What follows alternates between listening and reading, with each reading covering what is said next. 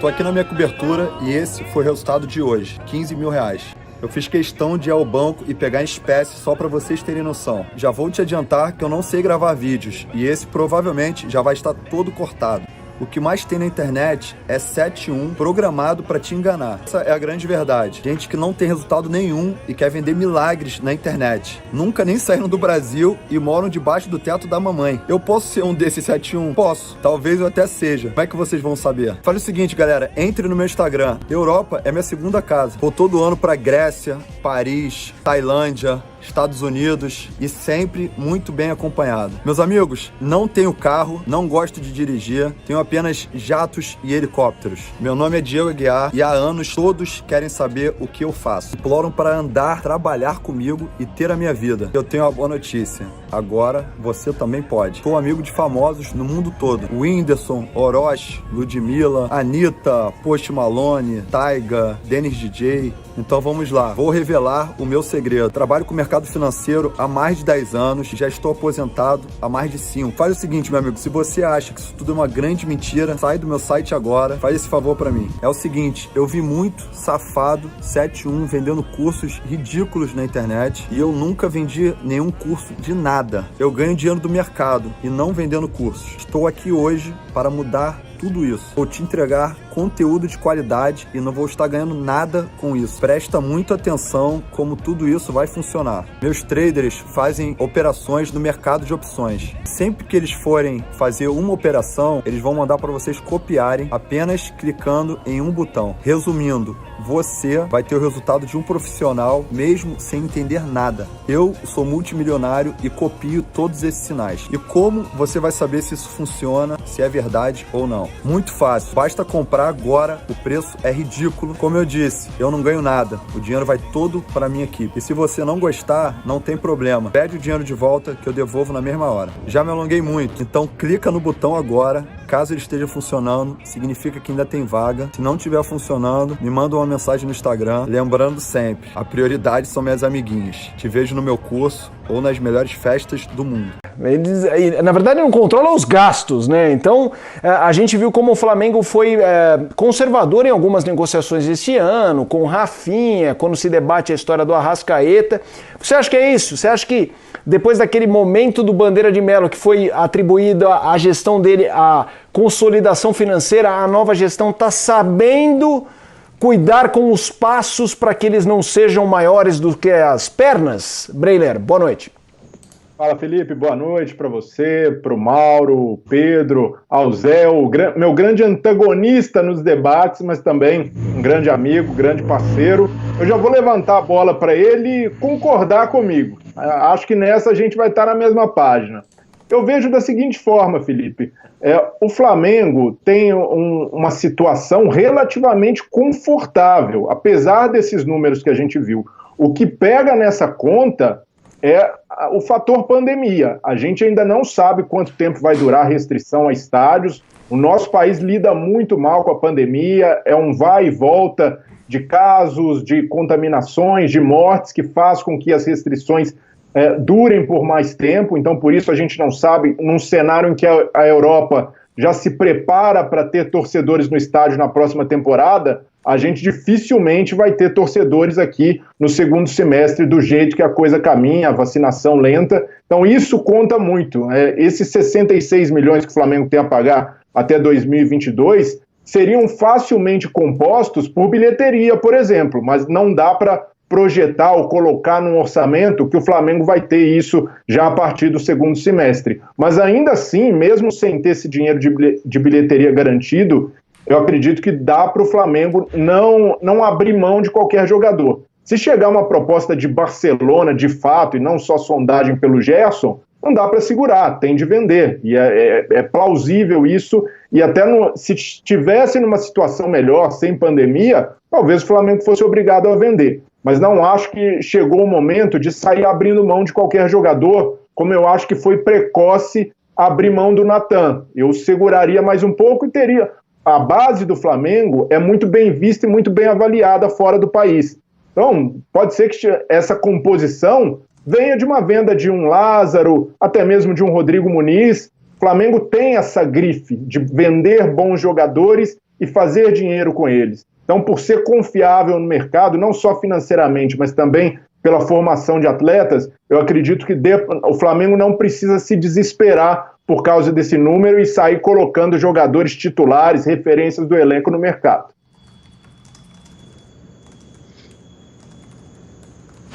E aí, Zé? Eu particularmente concordo com o Breiler, né, nesse aspecto. Eu acho que aí, ó, falei. São muito claras, né? Pô, vou ter que arrumar uma música pra isso. Muita diplomacia vocês dois aí. Não, o efeito... Tem mais coisa pra gente discordar hoje ainda, fica tranquilo. O efeito da pandemia é avassalador, né? O Flamengo, você imagina, se o Flamengo está assim, imagina os outros clubes, né, como estão. Mas acho que o Flamengo tem essa necessidade por conta da pandemia, né, que é de vender um jogador, talvez, para fazer um pouco mais de caixa. É normal o Flamengo sofrer assédio de outros clubes do exterior, principalmente pela qualidade do jogo que apresenta, pela qualidade dos seus atletas, né, pela possibilidade, porque se você analisar, você tem o Gerson que tem quantos anos? 23, 24 anos? Tem Gabigol que tem 24 anos, né, 23 para 24 anos, que são jogadores que têm mercado ainda, né? Não é que eles passaram na Europa e fecharam a linha, tem um asteriscozinho ali, olha, já passou por aqui, então vamos investigar o que aconteceu, como era o dia a dia, isso tudo, isso acontece. Mas da forma como eles vêm jogando, é possível não só esses dois jogadores, mas outros também que têm possibilidades e qualidade para sair. Mas acho que o Flamengo tem que estar tranquilo, porque tem essa capacidade, e infelizmente o Flamengo está sofrendo como tantos outros clubes do futebol brasileiro e também mundial, né? Porque essa pandemia afetou muita gente, né? E aí, Pedro? Ô Pedro, fala, Maurão.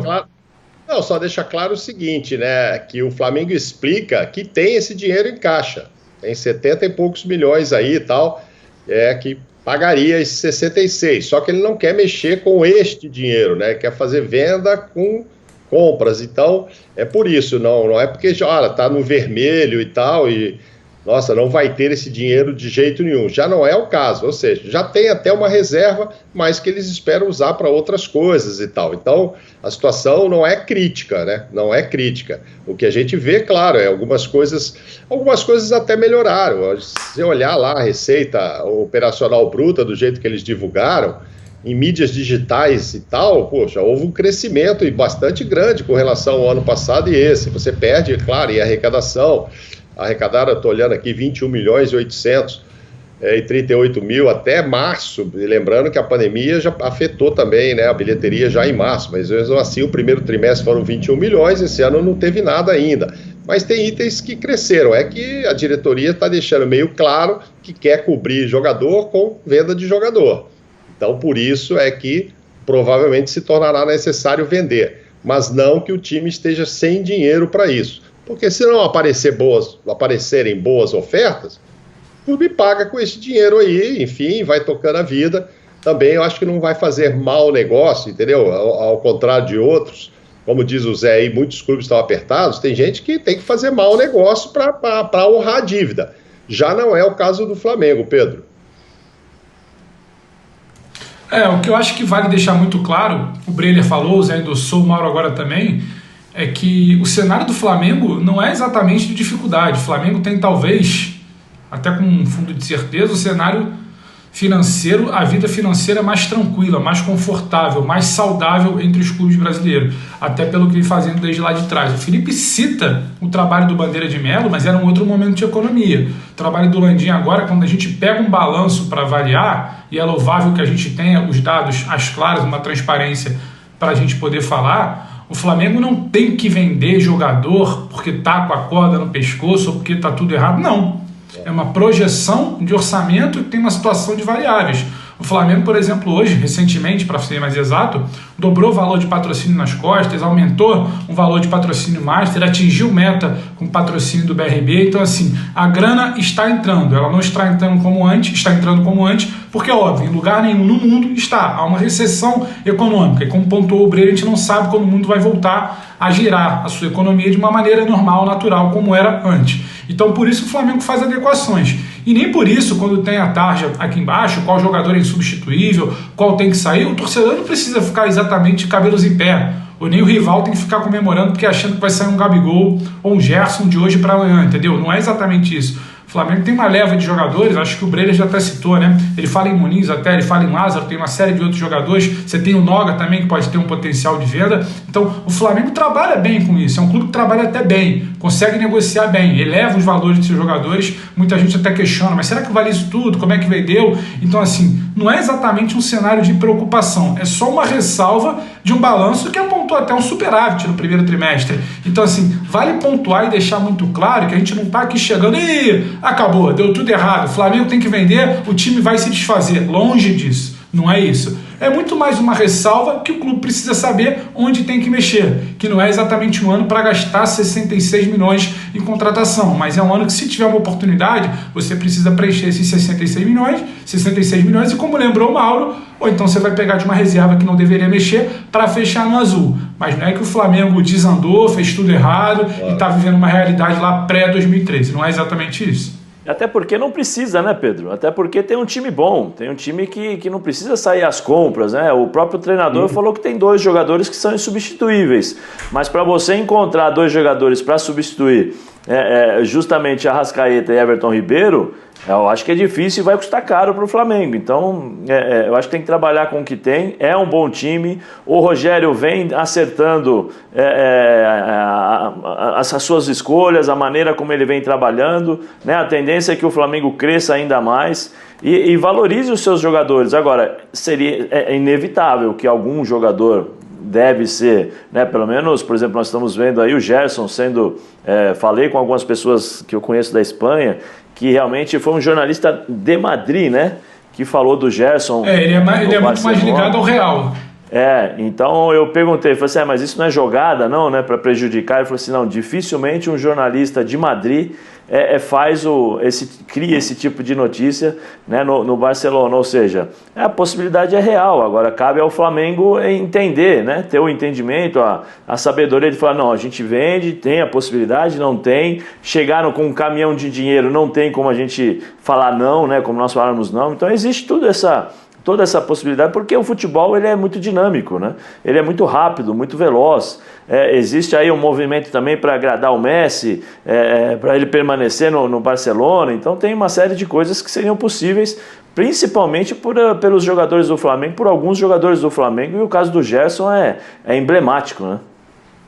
Pessoal, em relação à estratégia, Zé e turma em geral, e comentaristas, vocês acham, claro, isso é um exercício, eu não quero que ninguém aqui tente adivinhar quem o Flamengo vai vender, não é isso. Vocês acham que vale mais essa estratégia de pegar pratas que não explodiram, mesmo com potencial, e negociar por valores mais baixos, mas que com 2, 3, 4 se junte uma grana? Essa é uma estratégia, tudo bem, você está abrindo mão de repente de 3, 4 propriedades do clube, né, no sentido de formação, que ninguém sabe exatamente... vai explodir? Pode ser que não, mas pode ser que sim, e lá na frente ganharia mais. É uma equação muito difícil para uma diretoria, enfim, mesmo para empresários saberem onde colocar, onde abrir mão e onde realmente forçar. Ou pegar uma estrela que resolva isso. Vocês acham que existe começando contigo, Breler, existe uma estratégia que seja a melhor, independentemente dos nomes? No caso do Flamengo ou qualquer outro time, mas especificamente a gente está falando do Flamengo. Felipe, em situações normais, eu não gosto da estratégia de simplesmente revelar para vender. A ideia de que o jogador vai só pingar no time principal e dali já vai sair, ou às vezes nem isso. Como acontece no São Paulo. Não consegue formar um time com uma estrutura de longo prazo com jogadores revelados na base, embora invista muito em Cotia, e vende porque precisa pagar conta. E às vezes nem é o melhor negócio possível para um jogador. Então eu não gosto, mas no caso do Flamengo eu entendo, porque já tem ali um time formado, um time que encanta, com jogadores que custam caro. Então de algum lugar essa conta precisa ser paga. Então para mim faz sentido você formar para vender rápido, mas ter uma estrutura de time muito bem definida. Quando não se tem essa base, aí acho que é loucura e um investimento que não faz sentido.